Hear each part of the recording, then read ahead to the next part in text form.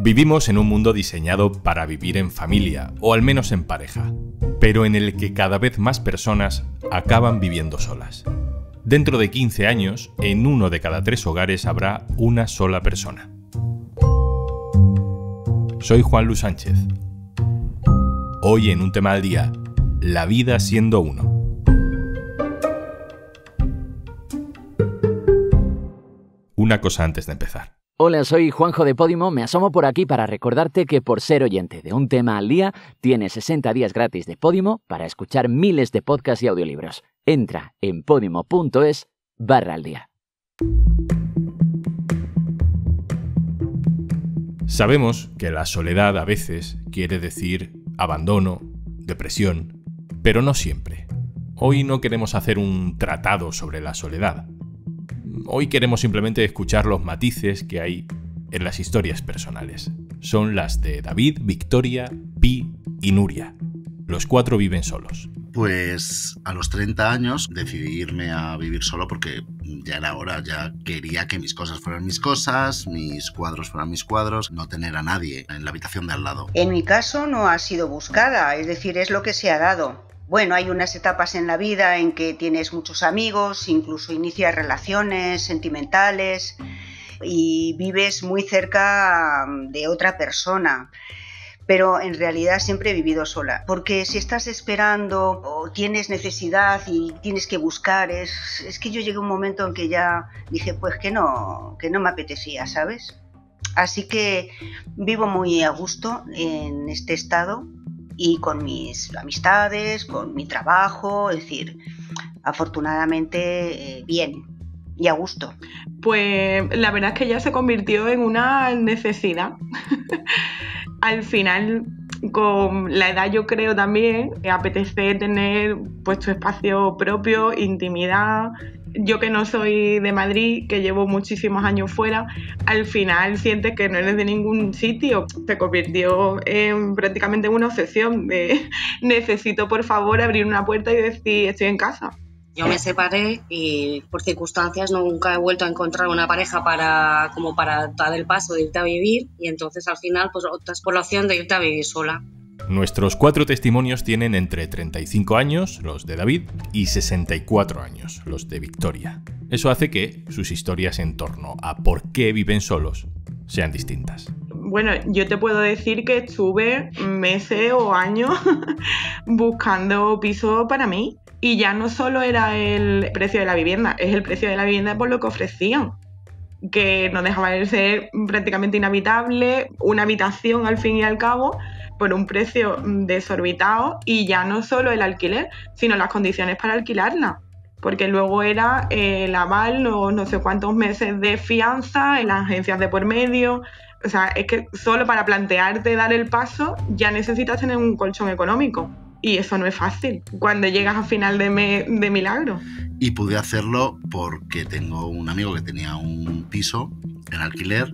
Preferían dejárselo un poquito más barato a alguien conocido que sabía que le iba a cuidar el piso que alquilarlo a otras personas.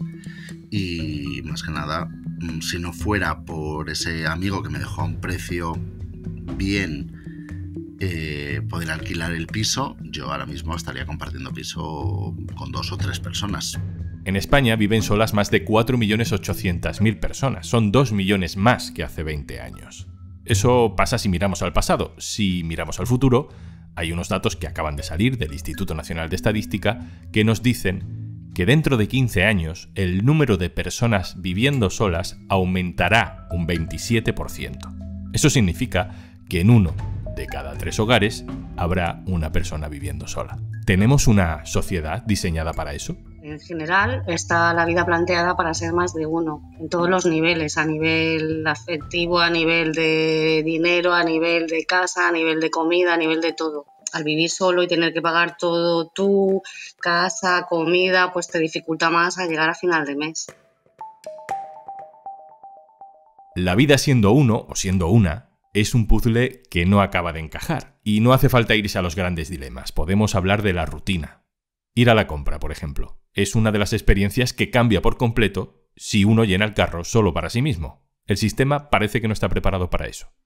Es cierto que los supermercados que conocemos, así más populares, no tienen en cuenta que cada vez son más las personas que viven solas y que pues se organizan sus comidas, sus cenas, y no necesariamente deberían comprar esos paquetes pues con los filetes que son como para una familia, o la fruta o las verduras que son para más personas. Yo por eso también compro en tiendas, no en grandes superficies, en las que puedo elegir pues 2 manzanas, 3 zanahorias, 2 patatas, y yo lo he dicho en alguna ocasión. Digo, ojo, es que deberíais poner bandejas con filetes individuales, con cosas pensadas para una persona sola. Lógicamente, cuando tú vas a cocinar, no es lo mismo cocinar para 2, 3 o 4 personas que para una única persona. Pues al principio sí que te cuesta un poco cogerle el puntito porque siempre le pones más, pero ahora ya pues con el tiempo y la experiencia pues una aprende a tenerlo todo controlado.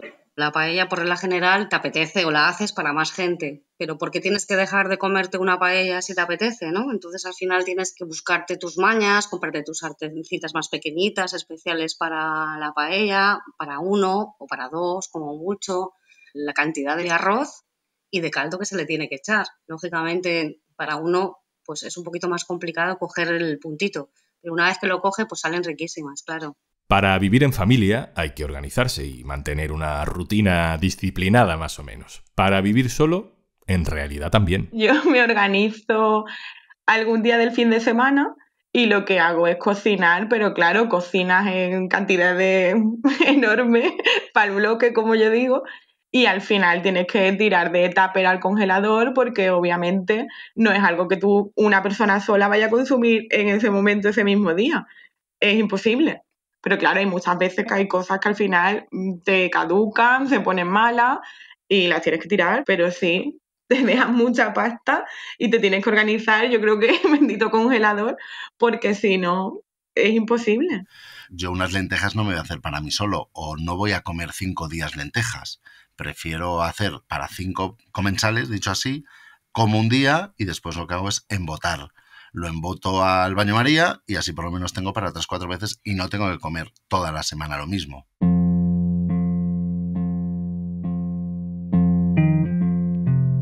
Que una persona viva sola no significa que su ocio lo organice en solitario. Ni siquiera significa que se sienta sola. No debería haber un estigma, ¿no? Y más en casos en los que el estilo de vida es más o menos elegido.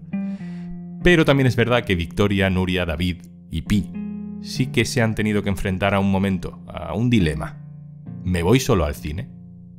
¿Me voy sola a tomar una cerveza? Les hemos preguntado si eso les genera algún complejo. No me molesta porque hay que hacer las cosas. Si tenemos que estar esperando a que tengas a alguien al lado, al final no haces nada. Es verdad que me ha costado al principio un poquito porque hay determinadas cosas que al estar sola no las hacía y por tonterías realmente, pero con el paso del tiempo vas haciéndolas. Por ejemplo, ir al cine. Hace unos años pues yo sola no hubiera ido nunca al cine porque decía, me apetece ir al cine, pero yo sola pues como que te costaba un poco más. Y con el paso del tiempo pues vas haciendo cosas como por ejemplo irte a una terraza y te apetece tomarte un helado o una cerveza tranquilamente tú sola. Es que también en este país ha cambiado mucho, yo formo parte de otra generación.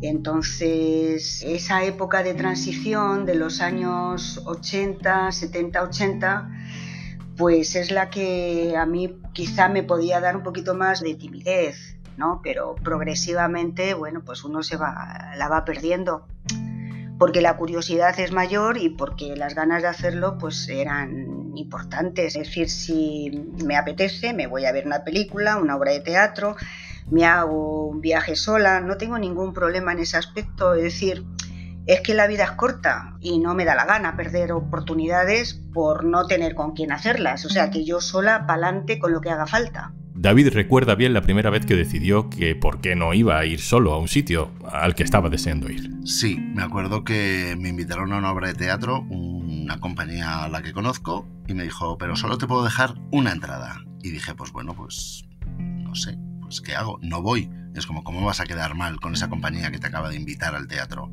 Encima que les conozco de hace muchos años. Pues dije, pues me voy yo solo. Me fui yo solo, me lo pasé muy bien. Encima era un espectáculo en el que te tenías que levantar, aplaudir, saltar. Y dije, pues bueno, pues ya estaría, ¿no? Ya está. Si lo he hecho yo solo, pues ¿por qué no? Otra vez. Vivir solo tampoco significa estar románticamente solo. De hecho, David tiene pareja.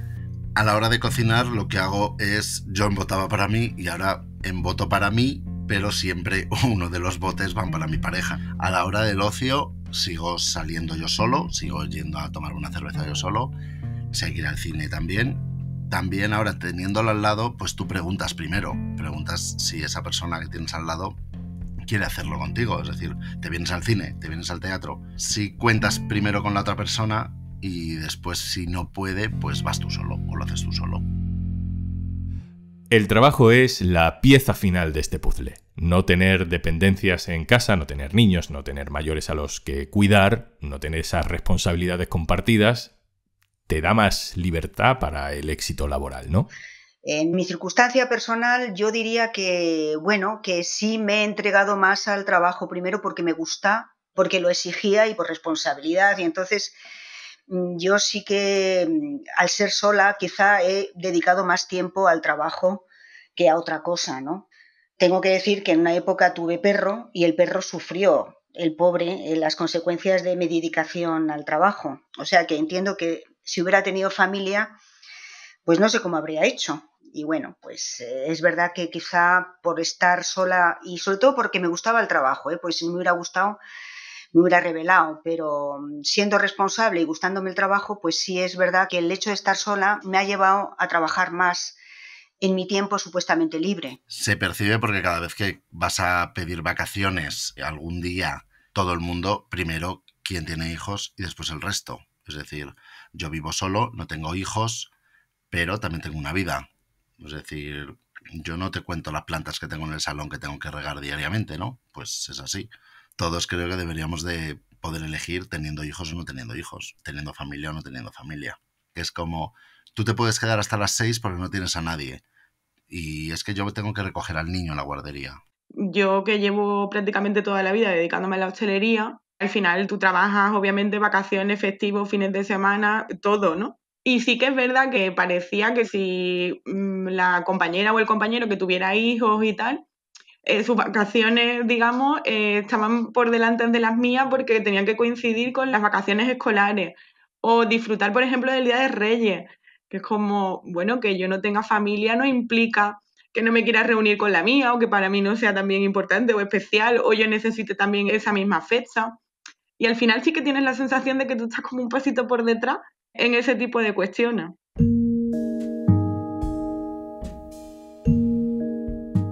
En el horizonte, invisible sí, pero siempre presente para quien vive solo, está la vejez, la enfermedad, el miedo a que pase algo y uno esté solo. Y ahí ya cada uno va buscando pequeñas rutinas que alivien esa sensación de peligro que a veces tiene la soledad en una sociedad que te deja solo. Yo creo que hay que hacer un protocolo de seguimiento a partir de una edad, en el sentido de, oye, mándame un WhatsApp todos los días hasta ahora, o yo te mando un WhatsApp todos los días hasta ahora, porque a veces pienso que si uno que vive solo le ha pasado algo y no se despierta hasta que alguien se dé cuenta y se ponga a llamar por teléfono a ver si te pasa algo, etcétera, etcétera. Es quedar con alguien de confianza en el decir, oye, que me he levantado, que estoy bien, oye, ¿qué tal? ¿Has dormido bien? Algo que signifique que uno está vivo y que no necesita nada y que va a hacer su vida normal.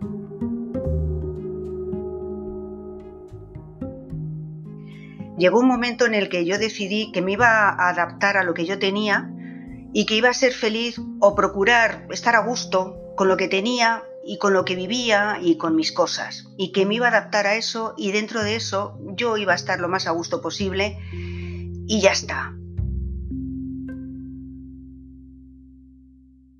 Y antes de marcharnos... Hola, tengo un plan para ti. Entras en podimo.es/aldia. ¿Te descargas Podimo? Disfrutas de todos los podcasts y audiolibros que quieras y no pagas nada hasta dentro de 60 días. Más que plan es planazo, ¿eh? Así que ya sabes, podimo.es/aldia y 60 días gratis en Podimo desde ya. Esto es Un Tema al Día, el podcast del diario.es. Te puedes suscribir también a nuestro boletín. Encontrarás el enlace en la descripción de este episodio. Este podcast lo producen Carmen Ibáñez, Marcos García Santoja e Izaskun Pérez. El montaje es de Pedro Nogales. Yo soy Juan Luis Sánchez. Mañana, otro tema.